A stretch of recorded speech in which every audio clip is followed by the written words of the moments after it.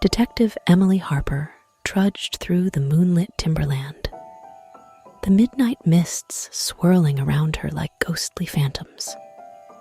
She clutched a flickering lantern, its feeble light barely cutting through the thick fog that clung to the ancient trees. The air was heavy with an otherworldly chill, sending shivers down her spine. She had been called to investigate the mysterious disappearance of Sarah Thompson, a teenage girl who had ventured into these woods and never returned. The townsfolk spoke of the timberland as a place where lost souls roamed, trapped between the realms of the living and the dead. As Detective Harper delved deeper into the shadows, her footsteps echoed in the eerie silence. Twisted branches clawed at the night sky, casting sinister shapes on the forest floor. The moon, hidden behind a veil of mist, offered little comfort. Suddenly, she heard a faint whisper, a disembodied voice carried by the wind. "Help me," it pleaded. Emily's heart quickened, and she followed the ghostly murmur deeper into the woods. The mists thickened, obscuring her vision. Unearthly figures flickered at the edge of her perception, lost souls condemned to wander the timberland. She felt their presence, an unsettling weight on her shoulders. A spectral glow led her to a dilapidated mansion, its windows shattered and vines crawling up the decaying walls. The whispering intensified as Emily cautiously entered the forsaken building. Inside, the air was thick with the scent of decay. Shadows danced across the walls, and creaking floorboards echoed through the desolate halls. Emily's lantern flickered, as if disturbed by unseen hands. She reached a room with a cracked mirror that seemed to reflect more than just her tired face.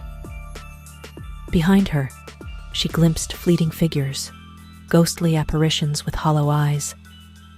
The whispers grew louder, now a chorus of anguished souls. Driven by an inexplicable force, Emily followed the spectral trail to a hidden chamber. There, she discovered an ancient diary, the journal of a tormented soul who had perished in the timberland centuries ago. The pages spoke of a malevolent force, an evil spirit that lured lost souls into its grasp. As she read, a cold wind swept through the room, extinguishing her lantern. The temperature plummeted, and Emily sensed an ominous presence. She looked up to see the ghostly figure of Sarah Thompson standing before her, eyes vacant and hollow. "Help me," Sarah's voice echoed through the chamber. Emily, undeterred by the bone-chilling cold, knew she needed to confront the malevolent force that held Sarah captive. Armed with newfound determination, she pressed on, guided by the haunting whispers of the timberland's lost souls. The mist thickened once more as Emily reached the heart of the forest. A ghastly figure materialized, a sinister spirit with glowing eyes and a malevolent aura. The evil force sought to claim Emily, to add another lost soul to its collection. Emily, however, fought back with the strength of a living soul. She recited the ancient incantations she had discovered in the haunted diary. The air crackled with spectral energy as the timberland seemed to recoil from the power of the incantation. With an otherworldly scream, the malevolent force dissipated into the midnight mists. The lost souls, freed from its grasp, faded away like ethereal wisps, leaving behind an unsettling calm. As the moon emerged from the dissipating fog, Emily found herself alone in the timberland. The evil spirits were gone, and the echoes of lost souls were silenced. She emerged from the woods, carrying the diary that held the tale of midnight mists and the redemption of lost souls.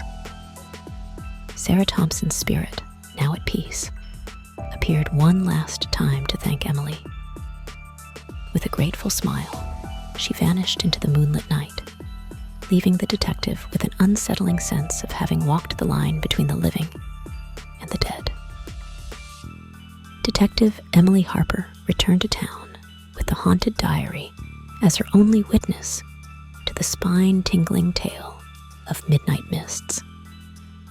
The townsfolk, though grateful for the return of their lost souls, would forever regard the timberland with a mix of fear and reverence, knowing that its secrets extended beyond the veil of the living and the dead.